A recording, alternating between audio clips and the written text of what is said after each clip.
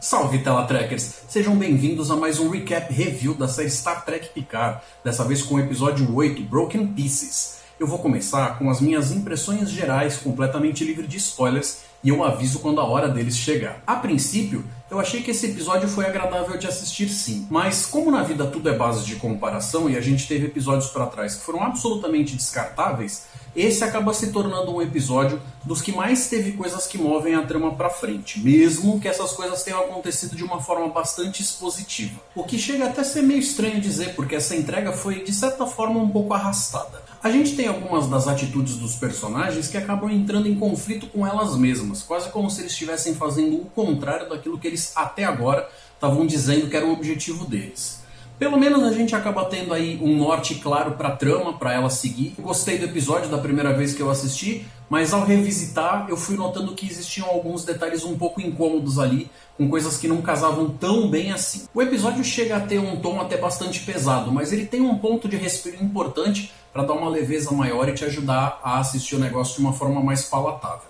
O problema dessa cena é que ela é também uma cena que podia ter sido feita de outra forma, com coisas que foram aprendidas ali que já podiam ter chegado pra gente de outras maneiras em episódios anteriores para dar uma acelerada nessa trama. O Elnor tá bastante apagadinho nesse episódio, ele chegou na série com uma proposta de fazer algo específico, mas acabou se desviando, não tem uma boa explicação do porquê que ele tá fazendo as coisas assim. Dentre os pontos positivos, agora pelo menos a gente tem matéria-prima na mão para trabalhar. Antes a gente só estava acumulando elementos para a gente poder conhecer os personagens e um pouco do mistério por trás da coisa, mas agora a gente tem tudo o que a gente precisa para conseguir torcer pela aventura em si e a coisa tá andando finalmente para frente. Uma outra coisa que eu acho bacana e que vale a pena dizer é que os atores, em sua maioria, são bons o bastante, com personagens convincentes e carismáticos o bastante, para mesmo que a cena não seja aquela coisa toda de mover a trama para frente de uma forma coerente e tudo mais, pelo menos a cena em si foi aproveitável, foi algo gostoso de assistir. Dos pontos negativos,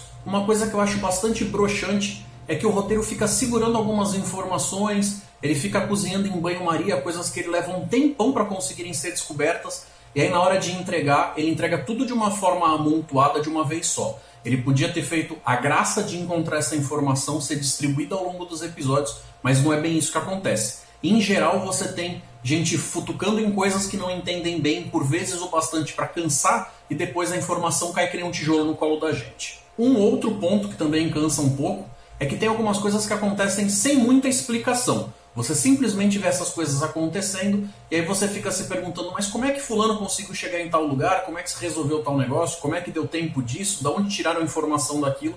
E aí você pode dizer que essas informações e detalhes não são tão importantes assim, mas é no detalhe que mora a beleza da coisa. Agora eu vou entrar com um recap e review em si, falando a respeito das cenas espalhadas pelo episódio com alguns comentários meus, e eu vou ter spoilers aqui, então esteja avisado, se você ainda não assistiu, vai lá, assiste o episódio, depois volta e vê o que você acha, se você concorda comigo ou não, deixa aí as coisas que você acha no comentário. A gente vê algumas romulanas em volta de um círculo, como era feito já pelas suas antepassadas há muito tempo atrás, passando a informação para frente do que elas conseguiram naquele lugar, que a gente sabe que deu origem para o pessoal do Zhat Vash, que tenta transmitir essa informação da destruição que vai acontecer, como se fosse um conto de precaução que deve ser levado para as próximas gerações para impedir que aquilo que aconteceu no passado volte a acontecer, e a gente tem alguns rostos conhecidos ali, como a Comodoro.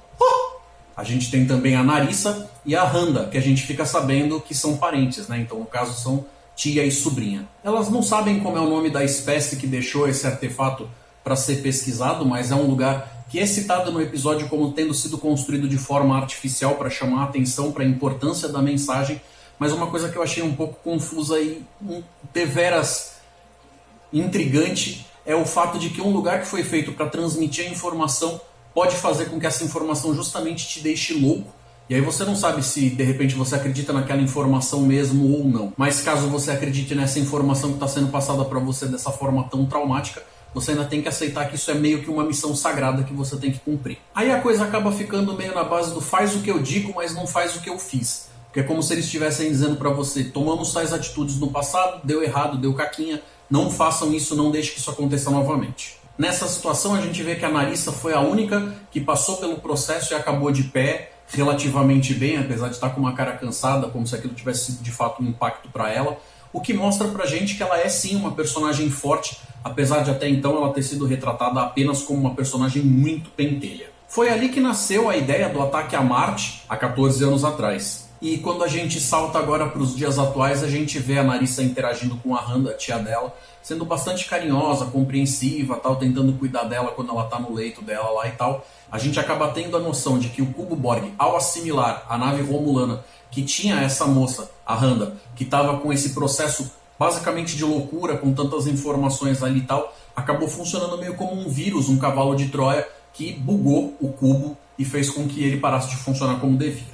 O Elnor tá lá, distribuindo sopapo para tudo quanto é lado, mas quando parece que a coisa vai ficar pesada pro lado dele, que ele não vai conseguir, chega a 7 de 9 para dar uma mãozinha e ele fica felizão, óbvio. Quem é que não ficaria? Logo após a abertura, assim que o Picard e a Soji chegam na plataforma de teletransporte da nave do Rios, o Rios aparece meio atordoado por ter olhado para Soji e alguma coisa ali mexeu com a cabeça dele, deixando ele meio aéreo, meio sem estar com uma conexão boa com o que está acontecendo à volta dele. O Picard chama a atenção dele, quase dando uma bronca, e pede para ele marcar um curso aí para o lugar onde ele vai ter um contato com o comando da Frota Estelar mais próximo, essa é a estação Deep Space 12, e ele fala para seguir para lá. Depois do que aconteceu com a Agnes, a Raf não tá tão afim assim de ser simpática, então ela já começa tratando a Soji, que chega do nada, como realmente sendo uma ameaça em potencial. E mesmo o Picard achando que algumas dessas acusações são provavelmente um exagero, ele é obrigado a dar ouvidos, porque são informações, são acusações sérias, ele precisa ver o que está acontecendo e eles acabam indo ver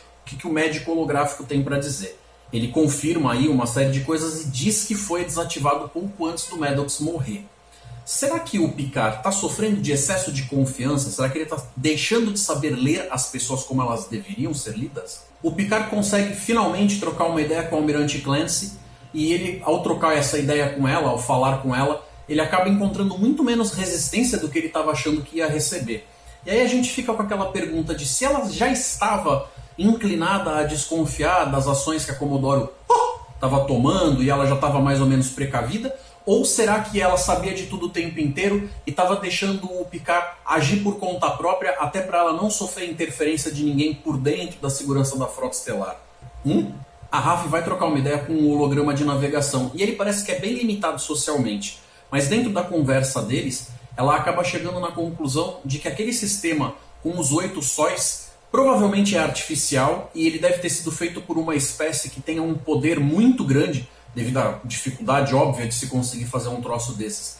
Ela fica felizinha, acaba dando um beijo nele e ele também fica todo alegrinho lá. Também o Rios só maltrata o coitado. A Narissa e a patotinha dela chegam no lugar onde o Elnor e a 7 de 9 estavam, e ela não demora muito para se ligar o que estava rolando por ali.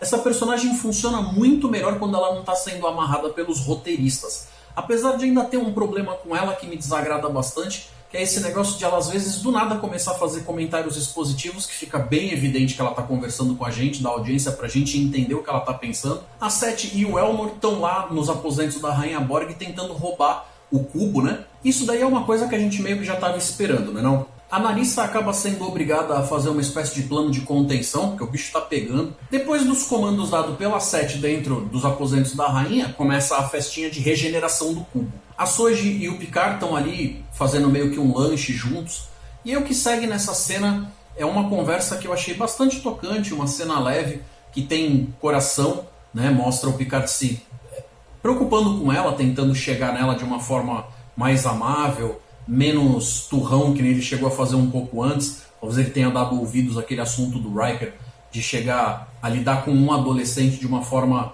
menos apressada do que um capitão lidaria com a sua tripulação. Essa conversa parece ter um efeito positivo, porque ela, que meio que só estava brincando ali com a comida enquanto estava junto com ele, acaba de fato comendo. A gente encontra mais um holograma com sotaque, e dessa vez é um engenheiro escocês. Lembram de algum? A Raf acaba trocando uma ideia com ele, e ele meio que dá o braço a torcer ali de que o Rios está evitando a Soji, provavelmente porque ela lembra muito uma memória que ele teve de alguma coisa que aconteceu no passado.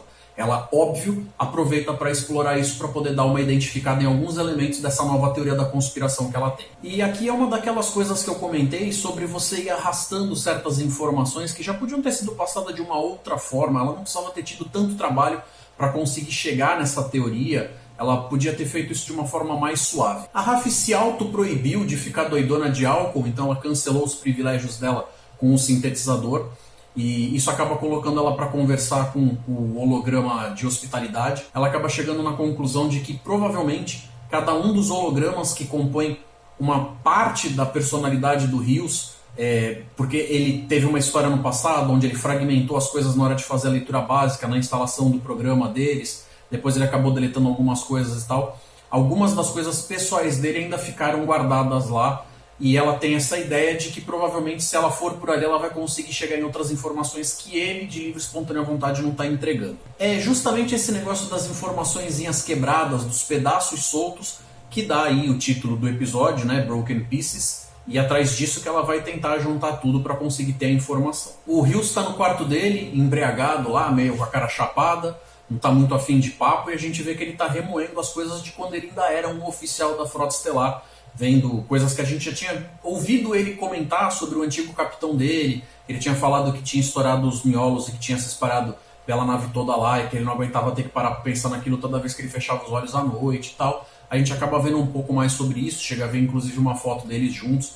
A gente sabe que esse capitão era alguém por quem ele nutria bastante amizade e admiração e tudo mais. Junto com isso a gente acaba vendo um desenho feito provavelmente à mão ali, que junta ele e a tal da Soji, que não é a Soji. Depois a gente acaba descobrindo que era a Jana, e faz a gente se perguntar quantas sintéticas com a mesma cara vai ter. Será que isso daí vai ter uma cara mais ou menos que nem aquele episódio do planeta do Harry Mudd, onde tinha uma série de artificiais que tinham tudo a mesma cara e tal? E essa tal dessa flor bonita, do que se trata? A gente chega num ponto onde a 7 de 9 tem que fazer uma escolha moral. Se ela não agir, se ela não interferir, ela vai acabar deixando tudo quanto é Borg e ex-Borg que está dentro do cubo ser massacrado, ser morto, ser eliminado pelo plano da Narissa. Então a chance que teria envolveria meio que ter que assimilar eles ali quase como uma forma de emergência, voltar a colocar eles sobre o jugo da coletividade. O Elnor até chega a falar para ela, mas quando a gente vencer você liberta eles. E ela diz, eu não sei se eles vão querer ser libertados e eu não sei se eu iria querer libertá-los. Então fica esse negócio de para você salvar a vida dessas pessoas que foram assimiladas e que a gente já viu a série tratando como vítima, se você vai ter que manter elas como vítimas. Chega a tal cena engraçadinha, que dá aquela quebra no ritmo mais pesado do episódio, onde a Raf coloca junto todos os 5 hologramas que tem os cargos diferentes na nave, todos para conversar ao mesmo tempo. Você vê o Santiago Cabrera fazendo um trabalho incrível ali, com cada um com seu sotaque, com seu jeito de se portar e tal. E ela vai fazendo perguntas que você vê que eles estão com dificuldade ali dentro de cada um tendo acesso a partes limitadas da informação do todo, mas ela vai tentando cavucar para justamente montar esse quebra-cabeça maior aí, e fica esse novo mistério para ela resolver, para ela sanar. Como eu tinha dito antes, mesmo o Picard não acreditando de cara em todas as acusações feitas pela Raf, ele era obrigado a investigar. Aparentemente ele foi chegando na conclusão de que realmente a Agnes pisou na bola e que ela tem culpa no cartório. Quando ele vai confrontar ela na hora que ela acorda, ele já chega falando com ela num tom bem menos amigável, mas ela de cara concorda quando ele fala para ela que quando eles chegarem na estação Deep Space 12 que ela vai ter que se entregar e tal. Ela concorda no ato. Ela fala de uma espécie de bloqueio mental que foi colocado nela, que impede ela de tocar no assunto como um todo. Quando ele dá uma insistida de que ela precisa pensar naquilo, ela fica até um pouco agressiva com ele, mas dentro do que ela consegue contar, ela fala sobre ter sido abordada pela Commodore e conta como ela meio que jogou, entulhou aquela quantidade de visões dentro da cabeça dela, que fez ela entender que tem algo ali, como se os sintéticos, a partir do momento que passam a existir, eles têm um momento onde você tem o tal do threshold, ou você tem aquela fronteira que não deve ser cruzada. Eu acho que teria sido muito bacana se eles tivessem conseguido mostrar esse negócio de que quem deixou a mensagem, deixa a mensagem de um jeito que quem assiste entende de fato todo o processo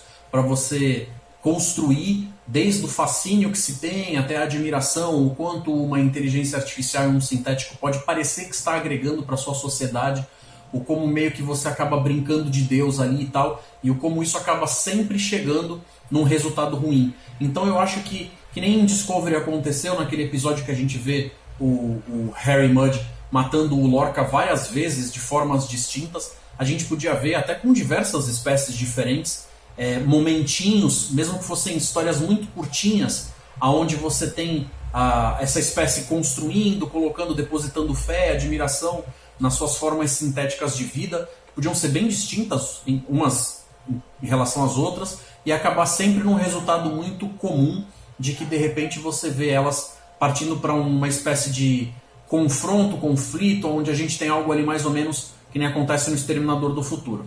Mas se a série do Picard já é uma série que tem um baita de um orçamento limitado, isso realmente não ia acontecer aqui, né? Então sonha, nerd, sonha. O roteiro e o episódio vão intercalando essas cenas agora, mas eu vou pegar todas elas que falam a respeito do mesmo assunto, tratar de uma vez só, depois eu falo da outra, porque isso vai facilitar o entendimento da gente. A Raf meio que invade o quarto do Rios, oferece para ele um café e aproveita para jogar um verde, falando a respeito do Alonso, o ex-capitão dele. Eu tenho certeza que mais pra frente isso vai acabar se amarrando com todas as teorias da conspiração que a Raf fez, que prejudicou ela tanto com a frota quanto com a família, o filho e tal, e ela mais pra frente, ao se provar certa, vai acabar sendo de alguma forma recompensada. O Rios conta pra Raf que ele e o capitão dele acabaram indo para uma missão no sistema Veidt, e lá eles acabaram fazendo uma espécie de primeiro contato com uma navezinha estranha, que ao teletransportar essas duas pessoas para dentro da nave deles, eles tiveram contato com eles ali e tal, e uma delas era justamente a tal da Jana. Eles retransmitem essa informação para a Frota Estelar e aí acaba acontecendo algo. Eles passam algum tempo conversando entre si, esses dois visitantes, né, com a Jana, tal, o capitão e ele. Depois de muitas horas eles comem coisas e tal, e aí meio que na visão do Rios, como se fosse algo que acontece do nada, o ex-capitão dele lá, o Alonso, acaba dando 2 pipocos e mata esses dois de um jeito que o Rios acaba ficando sem entender o que está acontecendo ali. O Alonso explica para ele que ele foi obrigado a fazer aquilo, ele estava seguindo uma tal diretriz Black Flag, e ele foi avisado de que se ele não fizesse aquilo, o pessoal da nave dele ia estar em perigo. E quem dá essa ordem é de dentro da própria segurança da Frota Estelar. O Rios, mesmo sem entender tudo o que está acontecendo ali, depois de ver o capitão se matando, né, estourando a própria cabeça, acaba não querendo deixar que essa morte aconteça em vão, então ele arranja um jeito de fazer com que aquilo tenha parecido só um suicídio mesmo, por mais que isso vá sujar o nome daquela pessoa que ele gostava tanto. Ele transporta os corpos para o espaço, acaba mexendo no log ali para ninguém saber que eles chegaram sequer a ser teletransportados para lá. É justamente nessas que ele toma aquele choque, porque quando ele vê a Soji, para ele é basicamente a mesma pessoa, elas têm exatamente a mesma aparência. Dentro da argumentação, e como eu tinha dito que essas cenas vão se intercalando ali, a gente acaba chegando na conclusão junto com a Raf de que esses dois acabaram tendo que morrer ou tomaram os tiros por serem dois sintéticos. A Agnes conhece a Soji e a Soji insiste em saber se aos olhos da Agnes ela é uma pessoa de verdade, o que é uma pergunta muito difícil de responder, porque para Agnes isso daí fica beirando ali entre a filosofia e a metafísica. Então é o tipo de coisa que, sendo pega de bate-pronto, é uma discussão que teria que ser feita de uma forma muito mais ampla tal. E ela não fala nada sobre isso, a gente faz essa leitura meio que nos olhos dela, como se ela estivesse sendo colocada sob uma pressão absurda para responder algo que ela não sabe se a Soji vai gostar de ouvir o que ela tem para dizer. Respondendo ali a pergunta da Raf que ela faz para o Rios, quem deu a ordem foi a Comodoro O para os assassinatos. A Agnes demonstra que ela tem uma mudança realmente muito brusca do comportamento dela, a percepção que ela estava tendo, e passa a entender que o que ela fez foi errado, ela não gosta da atitude que ela tomou, mesmo ela tendo se comprometido lá atrás com a Comodoro O, em relação às visões que ela teve e tal. O Picard está desde o começo da série correndo atrás da Soji para conseguir salvá-la. Ele cruzou metade do universo para conseguir chegar nela. E aí a primeira vez que ele entra em contato de novo com a nave e fica sabendo que a Agnes provavelmente é uma assassina, porque até então ele não tinha essa confirmação, ele deixa as duas conversarem numa boa, porque não tem nenhum problema você colocar a pessoa que está tentando matar a Soji do lado dela e deixar as duas sozinhas. Não é? Enquanto a Narissa sai andando lá pelo cubo, disparando a torta direita em tudo quanto é ex-Borg que ela encontra pelo caminho, a gente vê a 7 de 9 meio que assumindo o lugar da rainha. E essa cena era para ter sido mega empolgante, mas acabou sendo meio nhé. Na La Serena, a galera se junta em volta da mesa para trocar uma ideia e aí a gente resolve a trama toda de uma tacada só. Aquilo que até então a informação estava se arrastando pra caramba em outros episódios, a gente pegando pedacinho em pedacinho, todo o trabalho que a Raf teve de conversar com os hologramas e tal. Como se junta todo mundo, dessa vez fica aquele negócio de você saber que muitas das informações os personagens já tinham na verdade, mas elas só não apareceram porque eles nunca tinham dialogado sobre essas coisas de forma tão aberta antes. Eles chegam na conclusão de que a Comodoro O, que é uma mestiça romulano-vulcana, tinha sido colocado na frota para ir galgando os degraus ali e chegar num ranking mais alto, onde ela teria bastante influência, e isso deve ter acontecido desde a época em que os romulanos ficaram sabendo da existência do comandante Data. As evidências apontam para o lance de que talvez a criação do Bruce Maddox tenha evoluído para uma espécie de sociedade. E quando a Soji entende o peso que essas coisas têm, cai a ficha para ela de que ela vai ser obrigada a agir de uma forma um pouco mais assertiva. Então é nessas que ela acaba tomando o controle, deixando o Rios de fora, criar lá o campo de força dela, e o plano é usar os conduítes de deslocamento Borg. Só que isso vai ser mega complicado, ela vai precisar de ajuda, então eles são obrigados a entrar numa espécie de acordo. O Picard chega até a sentar na cadeira do capitão, mas quando ele vai tentar mexer nos comandos, ele descobre que ele não sabe como é que usa. Boomer! A Marissa acaba enviando a frota romulana pro planeta natal da Soji, para poder ver o que elas fazem por lá e tal, com aquele negócio dos ataques que os Ativados quer fazer, mas ela acaba sendo pega pela patotinha da 7 de 9. E aí no final, o que eu não entendi exatamente bem o que aconteceu com aquelas luzes quando tá fazendo aquele montinho de gente em cima dela, é se aquilo é a luz do disruptor dela atirando como pode nessa galera, ou se aquilo era um feixe de teletransporte tirando ela dali. Pra felicidade do Elnor, a Annika consegue acabar deixando o sistema. Na reta final do episódio, o Picard tá trocando uma ideia com o Capitão Rios a respeito justamente da frota ter pisado na bola nessas últimas coisas que aconteceram, esses últimos eventos dos últimos anos, e o quanto isso está fora da proposta original, da visão da Federação, daquele futuro utópico. Eles muito que falam também sobre como o Trek atual está quebrado ultimamente, de uma forma muito metalinguagem ali. Justamente pela falta desse otimismo, dessa coisa bacana, leve que a gente deveria ter em Star Trek. Eles chegam lá nas tais coordenadas e a bússola que a Soji ganhou da Kestra acaba de uma forma poética apontando para o lar. A navinha do Narek estava bem ali atrás seguindo eles, e aí fica a pergunta, será que ele conseguiu arranjar um jeito de continuar seguindo eles, mesmo sem estar com o rastreador da Agnes ativado, ou será que ele só fez eles acreditarem que ele tinha parado de seguir para eles irem sem ficar fazendo muito zigue-zague e facilitar a vida dele? Nas cenas do próximo episódio, a gente tem aí alguma indicação de que vai ter bastante correria e coisa mais grave acontecendo. Pela primeira vez na série, a gente vai ter aí um episódio duplo. A gente está chegando de fato na reta final e vendo a história se concluir. Vamos ver o que acontece nas próximas semanas. Pessoal, lembrando vocês de que aos sábados tem as lives do Diário do Capitão, no canal do Thiago Maldonado, às 14h. Todo sábado, ele e seus convidados comentam o episódio da semana ao vivo e você pode interagir via chat. Link na tela e na descrição. E se você quer ter todos os reviews dos episódios em um só lugar, acesse a TNN, Trackers News Network. Link na tela e na descrição. Para quem ainda não me conhece, eu represento o fã-clube de Jornada nas Estrelas aqui no litoral paulista, na Baixada Santista, o Star Trek Baixada Santista. Agora em março a gente vai estar retornando com as nossas atividades presenciais, então se liga. Você vai ter a chance de encontrar a gente ao vivo na Cinemateca de Santos para assistir a 2 episódios e depois participar de uma roda de bate-papo. Então anota aí, dia 29 de março, domingo às 7h. O endereço estará na descrição do vídeo também. Torne-se membro do grupo no Facebook para se manter informado das atividades, já que estas estão sujeitas à alteração. Muito obrigado por assistir até aqui, realmente espero que tenham gostado. Um forte abraço e até mais!